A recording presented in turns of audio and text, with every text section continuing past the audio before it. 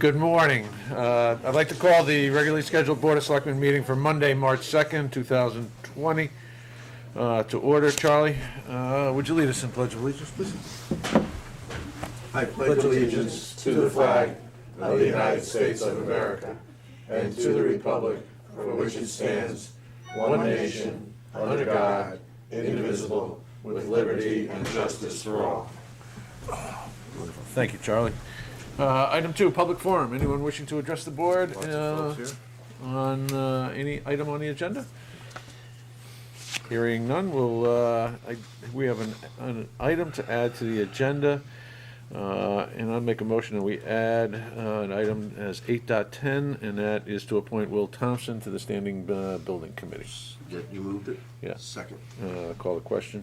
Aye. Aye. Aye. All in favor? Good. Good. Added. Item 3, approved minutes, 3.1, February 18th, 2020, regular meeting minutes. Is there a motion? I'll make a motion to approve. And Second. and a second, good. Any comments, questions, additions, deletions, et cetera? Hearing none, call the question. All in favor? Aye. Aye. Opposed, abstained, recusals? Hearing none, motion carries. Item 4, Board of Ed Director of Operations, Cliff Gurnham. 4.1 is to discuss and take possible action to award contract to Silver Petrocelli and Associates from the on-call bid list for the design of the window and door replacement project at Melissa Jones School. The floor is yours. Thank you. So we're continuing on kind of phase 2 of the window project. We did phase 1 probably about 6 years ago, and then we got tied up in a bunch of security stuff and other projects. So we're going back and we want to finish the balance of the school, upgrading the doors and the windows. These are 30-plus-year-old windows and doors, so it's time for the upgrades. So we went to the on-call list we have for architectural and engineering fee firms, and Silver Petrocelli, who we've used for multiple security upgrades, windows and door projects.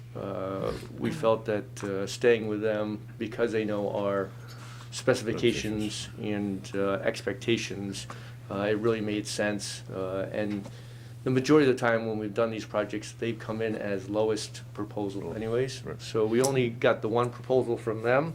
The Standing Building Committee did review it. They recommended moving forward with Silver Petrocelli and Associates in the amount of $42,300. Good. Questions? Any? No? Hearing none? Move it. Yep, is there a motion to move? So moved. And a Second. Call the question. All in favor? Aye. Opposed, abstaining, recusals? Hearing none, motion carries. 4.2, consider and take possible action to contract with Sightlines for facilities needs assessment for the Guilford Public Schools. Cliff? So as you all know, we've been doing a great deal of work over the last 10 years based upon a needs assessment we did in, I think it was about 2011, 2010, around that era. And we felt that because we're about 10 years out, it's time to have a firm come back in, reevaluate where we stand throughout the district, take a look at the schools, see how we're doing, give us a new projection of what we have coming down the pike for the next 10 years. It really helps us maintain a schedule and maintain the buildings in a reasonable manner and keep them functioning well. So Sightlines, as you may know, is a local company here out of Guilford. They're very interested in getting our business. They've done a lot of work in the higher education and colleges. They don't have a lot of work with municipalities in K through 12, and that's why they really want to take us on, because they want to obviously add us to their portfolio. So they've given us a really aggressive price to come in and do this assessment. It's probably, we'll just say it was very aggressive. We won't get into numbers.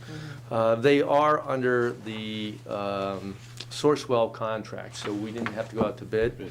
The town has done work with them before, or done work underneath that contract. I believe the Board of Ed has also done work underneath those contract. So the Board of Ed and the Standing Building Committee have reviewed this. We've gone out and we have checked their references and talked to a couple of facilities that have used them, and they came back sparkling. Both references said that Sightlines has more than enough capability of doing what we're asking them to do here. So we feel very comfortable moving forward with them. So we're looking to have you guys approve and award the work to Sightlines in the amount of $29,785. Who did the 2010, 11? It was a company called ISIS. Are they still, So are they still in business? they are. changed their They haven't changed their name yet, but they are still in business. I reached out to them, gotten a proposal. How did, I mean, did you reach out to more than, was there a bid out there, or a proposal? I mean, what guidelines are we giving, perhaps Sightlines or some other company? So we're using. We don't want them going off of there. I know Sightlines manages buildings.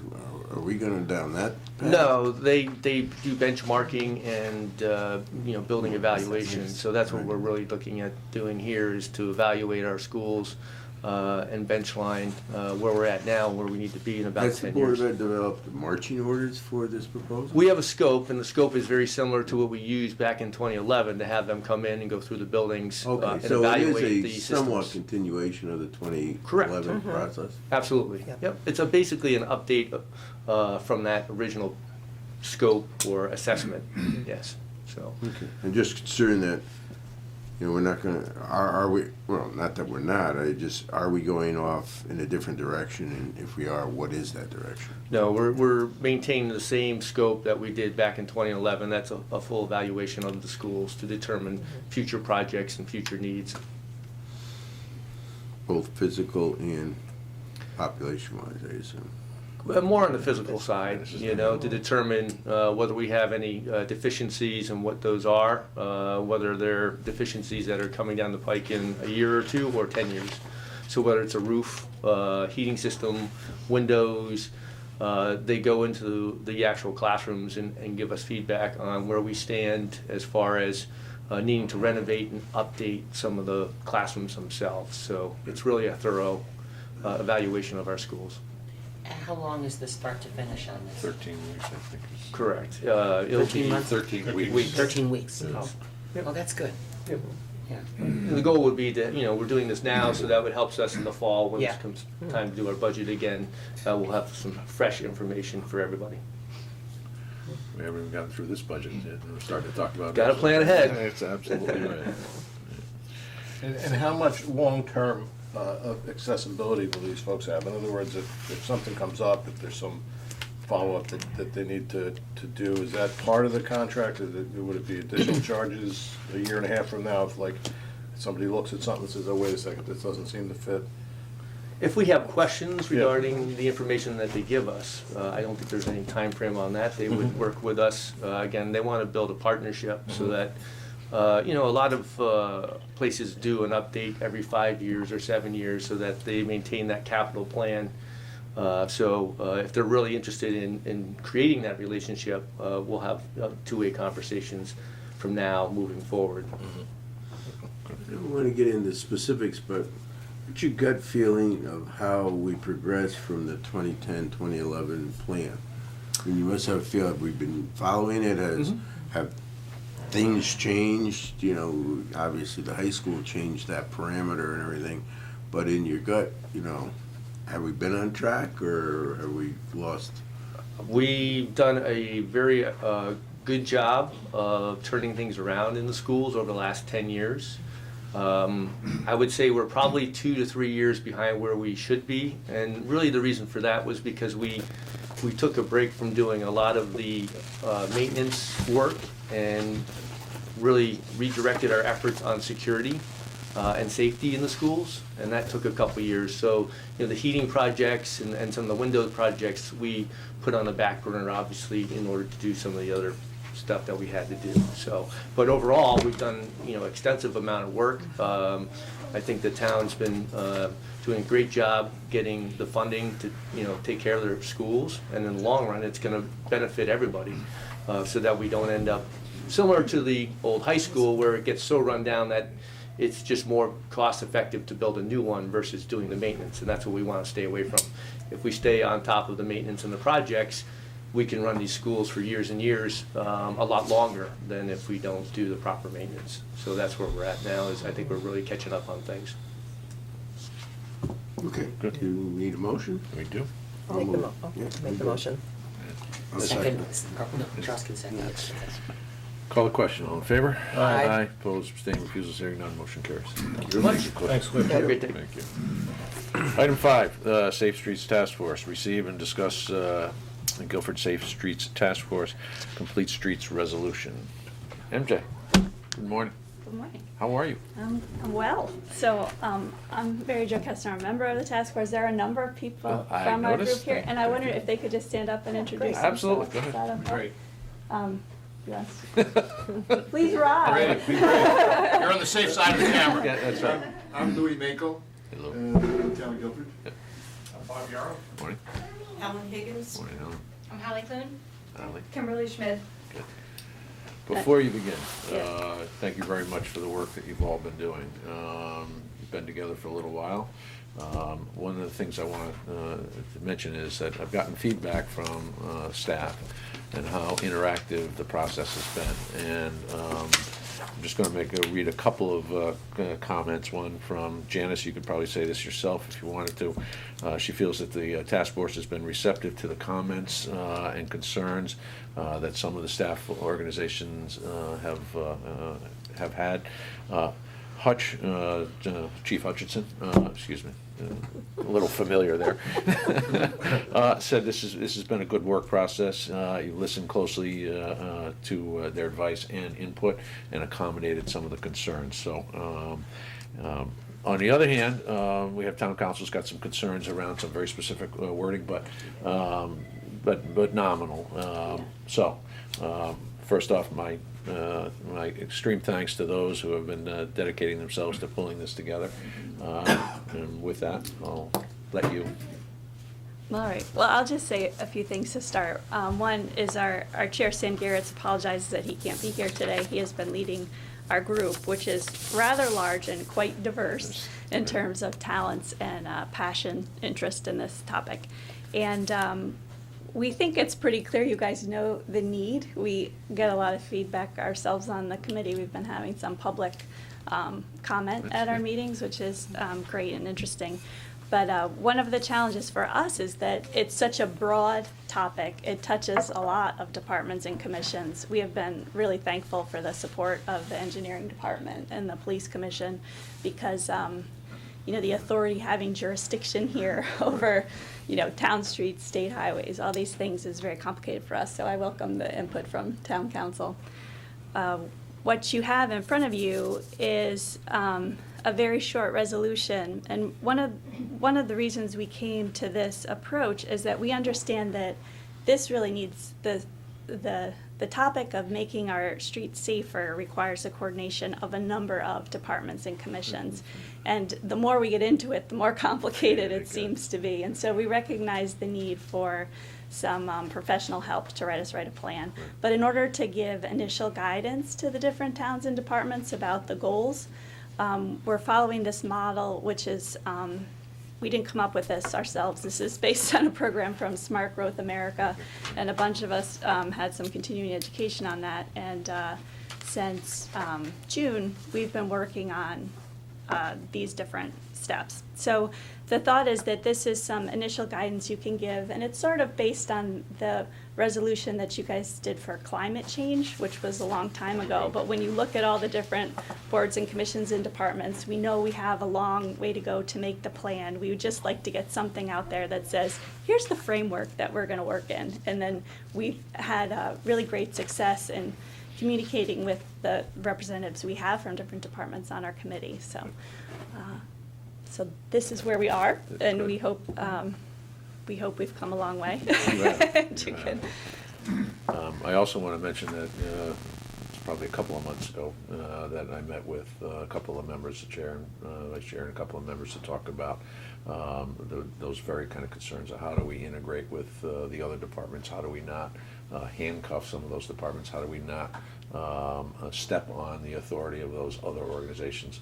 In particular, I think the police department is probably one that is the most challenging in terms of statutory control over certain processes. But as I mentioned, it seems as if it's been a very cooperative process. So to that point, has everyone had an opportunity to take a good look at this? And Yeah, I do have a yeah, question. sure. In court, I understand that, the committee is looking specifically at town-owned streets, but I don't see anything in here coordinating with the state. I mean, our town is bisected by, Boston Street, 146, 77, Route 1.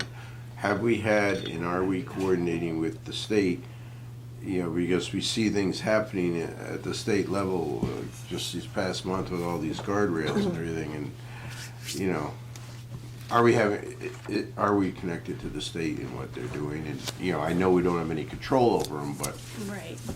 So the state does have a sort of complete streets concept as well, and they have a bike advisory commission, these kind of things. I don't know if Janice wants to speak to this, but if we have something in place as a town, we have a lot more leverage with the state in terms of coordinating our efforts. And I think Janice has given us a lot of advice about what we can actually enforce and require. Hi. Good morning, Janice. One thing to keep in mind is the state abdicates all responsibility for sidewalks, particularly in their right-of-way, so the town actually has control over sidewalks in their right-of-way, although we're at their, We have control over sidewalks on state roads? yes. We have to get permits from them for them to be installed or repaired or maintained. So when they build something like, like all these new guardrails that they've just put up. Yeah, that's a are safety we- project on Route 146. Well, I know, but did But if it they was tell gonna- us beforehand, or they just did? Yeah, no, they let us know, and I actually forwarded the information to the Scenic Roads Advisory Committee to let them know as well that this was gonna happen. This was more of a maintenance project from the state's standpoint. But with regard, if it say that was gonna impact a sidewalk, they would then likely contact me to start kind of talking about it. They're not always the best at communication. I mean, they just put in, Well, I didn't see anything in this document regarding coordination with the state, and I understand, it's set up to deal with town roads, but I just want to make sure that we are constantly. yeah, they talking. do have their own, as MJ had said, that they do have their own policy, Complete Streets policy. My recent meeting with them regarding the Route 77 project made me wonder if they really follow it, but it's a whole other story. So it's a big organization with some competing goals from different parts of the department, but for the most part, sidewalks that are within the state right-of-way, they abdicate responsibility for and give it to the town. They are being a little better with new projects, new construction projects, with actually including the cost of sidewalk construction in their road projects.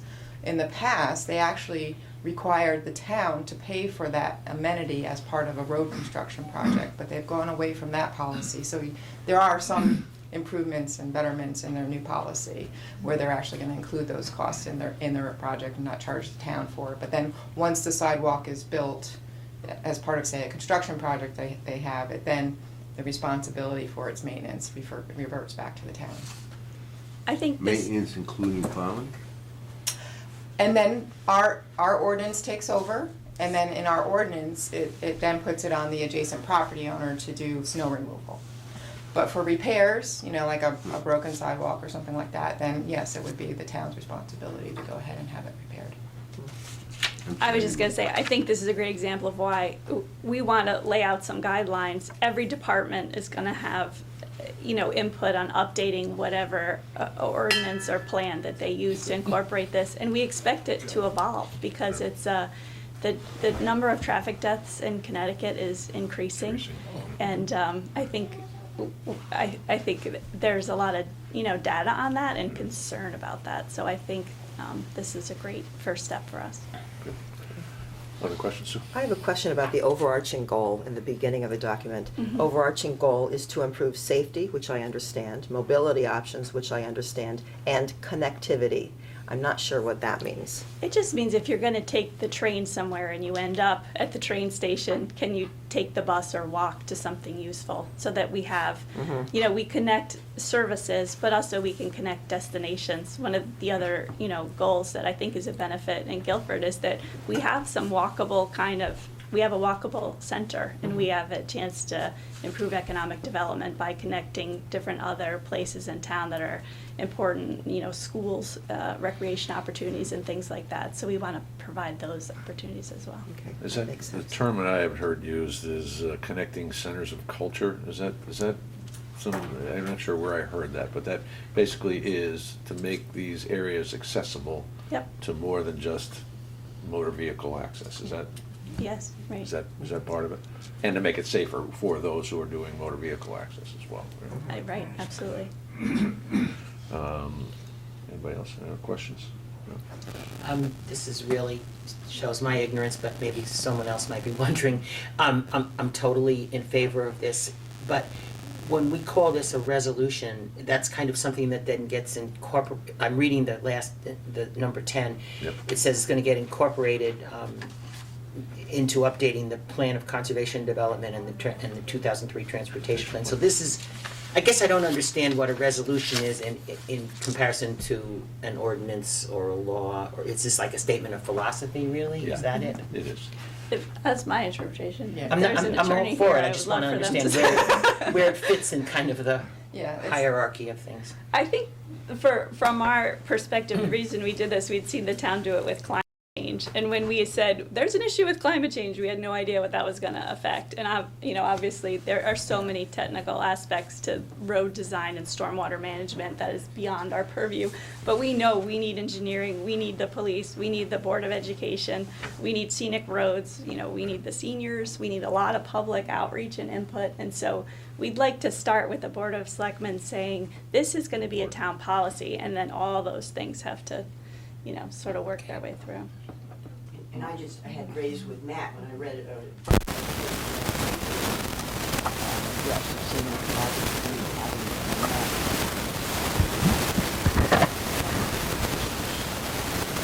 My personal thought has been.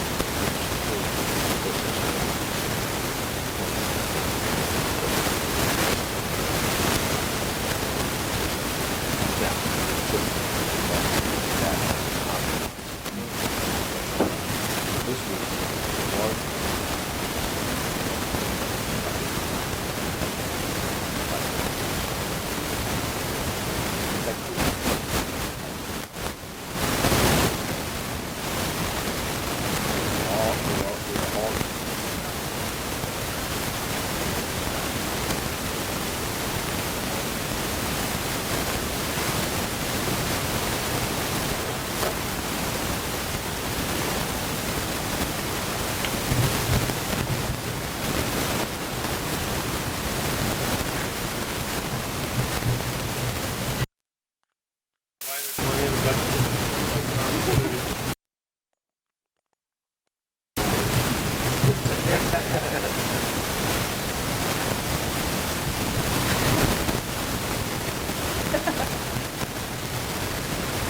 That's what my husband asks.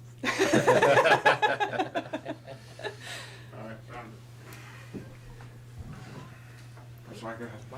Good. So in my mind's eye, that is a completely separate endeavor. This was designed, this was intended for building a safe streets policy. And I'm pleased to see the recommendation in 10, the last line, because it was my intention that originally this was to update the transportation plan. That was probably the first charge that I envisioned with the formation of this group. And that clearly is going to be one of the byproducts. So to see. Louis, you had your hand up. Yeah, I just wanted to clarify that I think what we're realizing is that the streets are used by more than the cars. The streets are used by bicyclists, in some part by pedestrians, some runners prefer the street to actually the sidewalk. And then there are all these electric devices coming on board. But clearly, the perception of streets has been cars. Right. And it is part of our job to make clear that it's more than cars. Good, thank you, Luke, for that qualification. Anything else from questions here?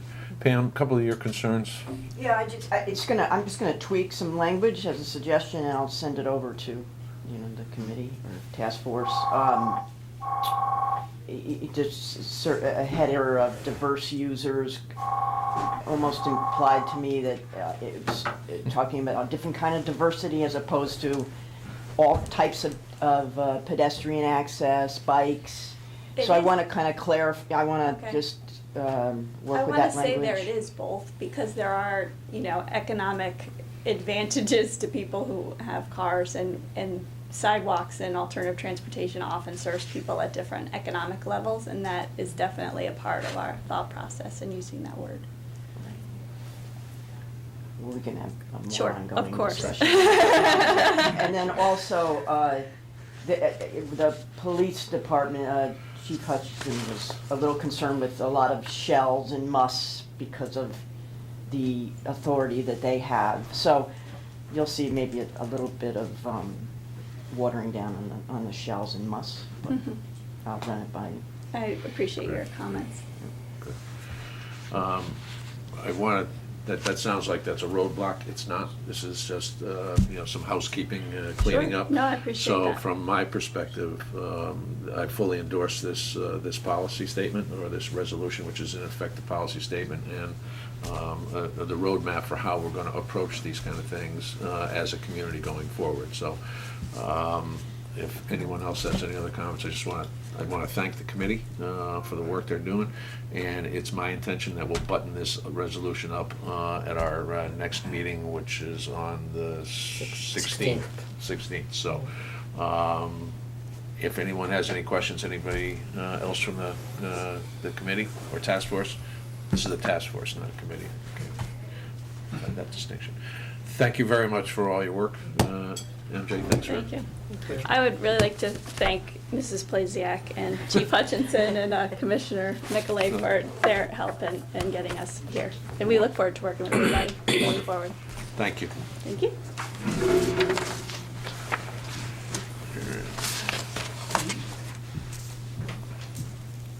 So no vote until we get the final language. Right, yeah. Pam will probably be working on that today, as a matter of fact, and have something for our consideration. Great. Item 6, discuss and take possible action on a noise ordinance variance application from Patriot Marine for dredging work at the yacht club. As you can see, bear with me here until I get to the next section. Want to come up and just talk a little bit about the project? Sure. On that side, if you would, over by the mic, and just give us a name and address for the record. Yes, Jerry Speltz. I'm on the board of the unit owners at the Guilford Yacht Club. I'm also the chair of the dredge committee. So the program this year is really a maintenance program in dredging. During this month of March, Patriot Marine will be mobilized to perform the dredging. We'll be removing approximately 10,000 yards of material. Right now, the basin, the average depth of the basin is about 3 feet, and our goal is to dredge to a controlling depth of 4.5 feet. So Patriot is in the process of mobilizing early this week. They anticipate they'll probably start the program either Tuesday or Wednesday. The program will last probably about 2 weeks. With weather, it could go to 3 weeks, and they'll essentially be dredging 2 phases during the day, essentially 24 hours. So they'll be dredging the material. It'll go into a dump scow, then hauled out to a dump site off New Haven, which is called Long Island Central. So they plan on going out twice a day. So they may be dredging during the evening hours and during the day. So that's a basic overview of the program. Questions? Evening hours until what time, do you think? Well, this is going to be based on the runs they make up to Long Island Central will be at high tide. So it'll be based on the Sure. tide cycle. They'll be going out twice a Okay, day. that makes sense. Can't get out there with those barges. You've Yeah. done this other years, haven't you? Right, this is the maintenance program. And has there been, have there been neighbors who have been very unhappy? Not to my knowledge. Yeah, they're pretty careful when they move the equipment. They have spuds that are moved hydraulically that stabilize the dredge. The equipment on the barge is hydraulic, it's pretty quiet. And they take care in trying to minimize any noise. The only thing historically that I remember is, it really came down to a fundamental thing, is that the equipment is maintained and lubricated, because believe it or not, the noise is very noticeable over the water. And if the equipment isn't lubricated properly, the squeaks and the groans are actually, especially in the evening hours. So that's part of, I remember years ago, that was part of it, that where we specified or whatever, had to encourage them to maintain their equipment as well as they could. I just want to mention that Chief Hutchinson approved the variance, so.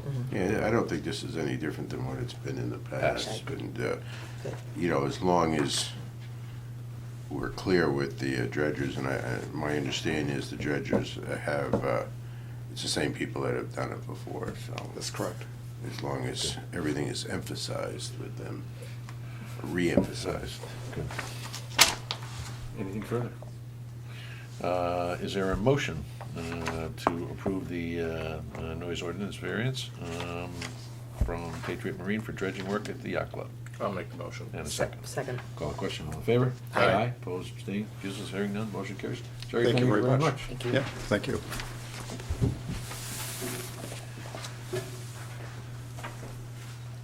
All right, item 7, consider and take possible action to set a town meeting date of Monday, March 16th, 2020 at 8:15 a.m. in the Guilford Town Hall, 31 Park Street, to consider and act upon the appointment of up to 3 additional members to the Board of Assessment Appeals for 1 year. Is there a motion? Sure. And a second, and I'll just give you a little explanation. The town ordinance falls to a Connecticut state statute in terms of the appointment of 3 additional members of the Board of Assessment has to go to town meeting, because those are traditionally elected positions. There are 3 elected officials. Now, there are additional members and alternate members. Additional members actually will serve in a formal capacity. Alternate members are ones that fill in when the other ones aren't there. There are requests to add, and you'll see something soon relative to adding someone else as an alternate, pending moving to additional. So, a distinction without notice. Yeah, yeah. So the whole point of this board is that people get their property valuations, they have a complaint, there's a committee of town citizens. This is right. That evaluates it before, so it's an administrative step. Exactly. Before, anybody has to get to court. Exactly. An effort to try and work things out. Right. And reval is gonna be 2021, or 2022, I think it is, right? 22, all right. So, and right now, there's a declining need for some of those folks, but the schedules don't always allow for all of the sitting members to participate in a timely fashion to resolve them in a timely fashion. So this is providing additional folks for them, so. So is there's a motion and a second, call the question, all in favor? Aye. Aye. Opposed, abstained, recusals, hearing none, motion carries. Item 8, appointments and resignations. Act on the reappointment of Kimberly Brock as an alternate to the Board of Assessment Appeals for a term to expire February 1, 2023. I'd like to make that motion, yes. And Yeah, she's great. second. Call the question, all in favor? Aye. Opposed, abstained, recusals, hearing none, motion carries. 8.2, act on resignation received from Mark Capola from the Park and Rec Commission. I'll make that with appreciation and regret. Is there a second? Second. Call the question, all in favor? Aye. Opposed, abstained, recusals, hearing none, motion carries. 8.3, act on a recommendation to reappoint Doug Clark as an alternate member of the Conservation Commission for a term to expire February 28th, 2024. Is there a motion? Charlie, and a second? Second. Call the question, all in favor? Aye. Aye. Opposed, sustained, recusals, hearing none, motion carries. Act on a recommendation to reappoint Wendy Furness as an alternate member of the Inland Wetlands Commission for a term to expire February 28th, 2024. Is there a motion? So moved. And a second. Call the question, all in favor? Aye. Opposed, abstained, recusals, hearing none, motion carries. 8.5, act on a recommendation to reappoint Jennifer Newton Blackwell as an alternate member of the Inland Wetlands Commission for a term to expire February 28th, 2024. Motion? So moved. And a second? Second. Call the question, all in favor? Aye. Opposed, abstained, recusals, hearing none, motion carries. 8.6, act on a recommendation to reappoint Janet Ainsworth to the Conservation Commission for a term to expire February 28th, 2024. I'd like to make that motion. And I'll second that one. Call the question, all in favor? Aye. Opposed, abstained, recusals, hearing none, motion carries. 8.7, act on a recommendation to appoint Alan Fairbanks to the Conservation Commission for a term to expire February 28th, 2024. I'd like to make that recommendation. Is there a second? Call the question, all in favor? Aye. Opposed, abstained, recusals, hearing none, motion carries. 8.8, act on a recommendation to reappoint Stephen Berry to the Guilford Lakes Golf Commission for a term to expire September 30th, 2023. I'd like to make that motion. Yeah, And second. second it. Call the question, all in favor? Aye. Opposed, abstained, recusals, hearing none, motion carries. 8.9, act on recommendation to appoint Scott Williams to the Inland Wetlands Commission as the Conservation Commission representative for a term to expire February 28th, 2022. Is there a motion? So And moved. so moved. And a second. Call the question, all in favor? Aye. Aye. Opposed, abstained, recusals, hearing none, motion carries. 8.10, recommend Will Thompson be appointed to a standing building committee as a member for a term to expire June 17th, 2022. I'll make that motion. Is there a Second. second? Call the question, all in favor? Aye. Opposed, abstained, recusals, hearing none, motion carries. Item 9, request for use of town property. 9.1 is to act on a request from the Guilford Yacht Club to place a sign on the green advertising this junior sailing camp registration, sign placement 4/1 to 4/15. Is there a motion? So moved. And a second. Call the question. All in favor? Aye. Opposed, abstained, recusals, hearing none, motion carries. Item 10, committee reports. We are meeting tonight, as a matter of fact, to move forward with the remaining Town Hall South building, Town Hall South fees, the various Fees, other right. boards that need, and offices that need to charge. Yep. And we're gonna, sort of keep moving that process of evaluating where they are with that. Gotcha. Okay. And the Housing for Economic Development Plan Committee will be meeting March 16th at 5 o'clock to get some progress reports on the affordable housing project. And I know that some of the players, NeighborWorks and representatives from Patrick and Architects met with the town. I believe they met with town officials this past Tuesday, and I haven't had a report on that yet, but I'm assuming I will hear good news. Well, if you want a deja vu, you can come tomorrow morning at Town Hall South for their, Right, for well. the meeting. They're back in front of them, so. Okay. All right. Correspondence? Old business? New business? Public forum? Looks like our public left. And we're gonna go into executive session. Is there a motion to go into executive session asking Mitch and Janice, Mary Jane, to sit in executive session? And a second? Second. Call the question, all in favor? Aye. Aye. Aye. Opposed? Abstained? Recusals? Hearing none, motion carries. Mike, we'll be back to close it out. You wouldn't know that from some other decisions we made recently. Is there a motion to come out of executive session? So moved. And a Second. During executive session, there were no motions made, no actions taken. And with that, I'll entertain a motion to adjourn. I'll make So- a motion to adjourn. Second. Call the question. All in favor? Aye. Aye. That's unanimous. Thank you. Usually. So Charlie, or any